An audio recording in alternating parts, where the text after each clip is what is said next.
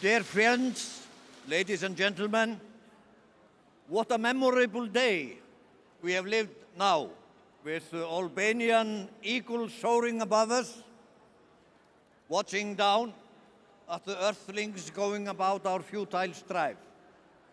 But, remembering that it is late in the day, and you have already suffered so many speeches, the best we could do is to try to keep it short. I come from Iceland, and I am representing the 5 Nordics and the 3 Baltic countries. Is there anything in our recent experience which has any relevance for you in your predicament as suppressed, even exiled people under autocratic regime? I will tell you 2 stories. Try to keep it brief.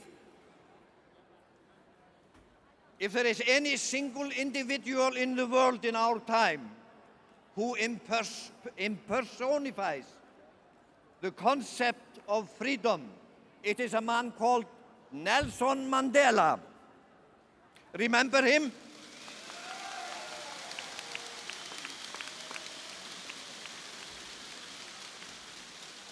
They imprisoned him for 27 years in an island fortress and thought that they had suppressed the South African freedom movement.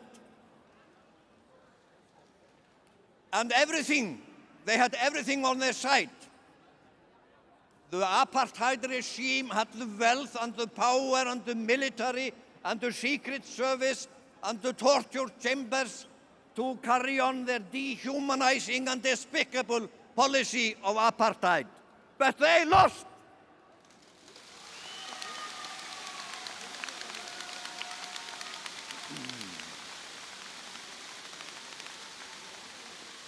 And let us remember that the remnants of the apartheid regime were remnants of Western European colonialism. Don't forget it.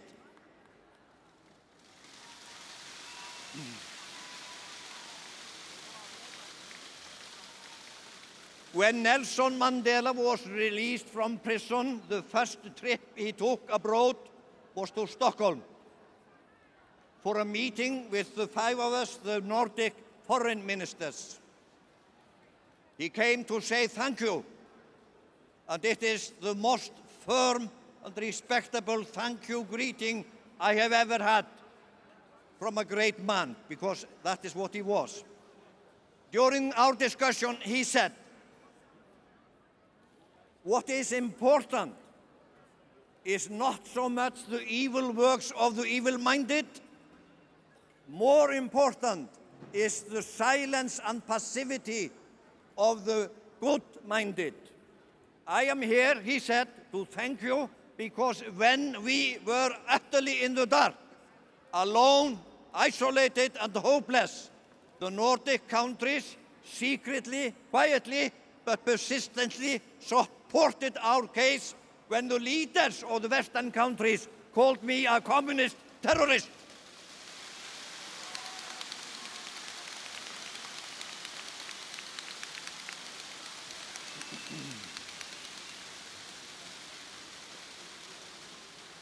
And remember, he said,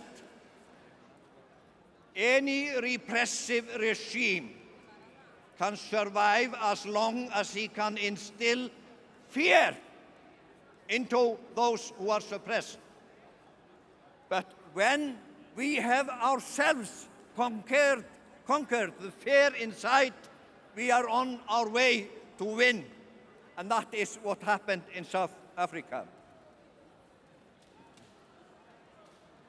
Another case from the recent Baltic experience. Few, if any, nation suffered more than the 3 Baltic states during and after the Second World War. They were invaded by both the Nazis and the Soviets. But they were not only invaded and occupied, but annexed into the mighty prison of nations called the Soviet Union. For 45 years, they were the forgotten and the lost nations of Europe. What happened when this great superpower, nuclear power, enormous military power called the Soviet Union, what was it that led to its demise? It began on the Baltic Rim. It began with the independence struggle of those suppressed nations.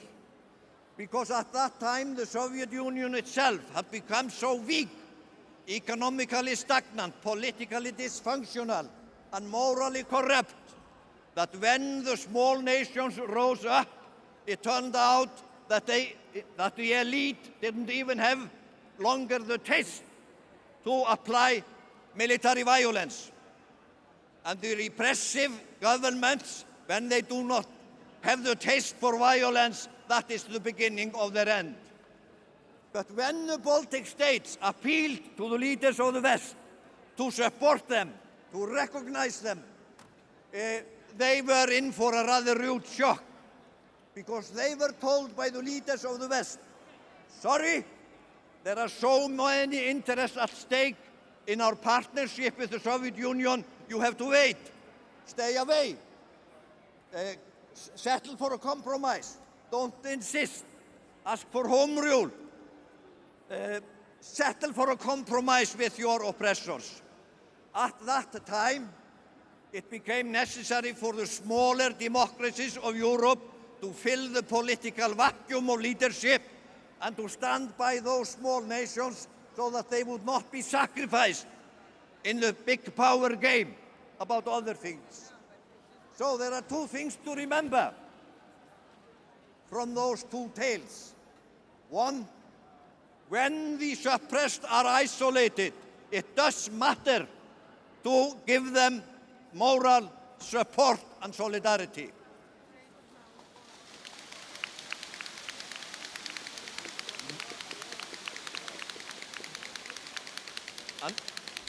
And finally,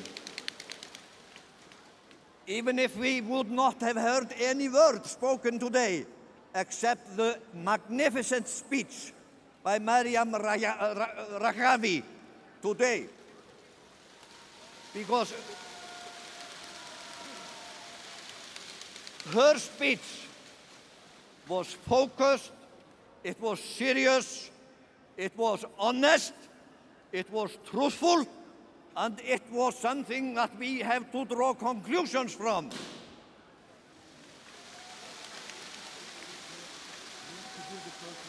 Yes. I noticed on her way out when she bowed and made honor to Dr. Mossadegh. And remember that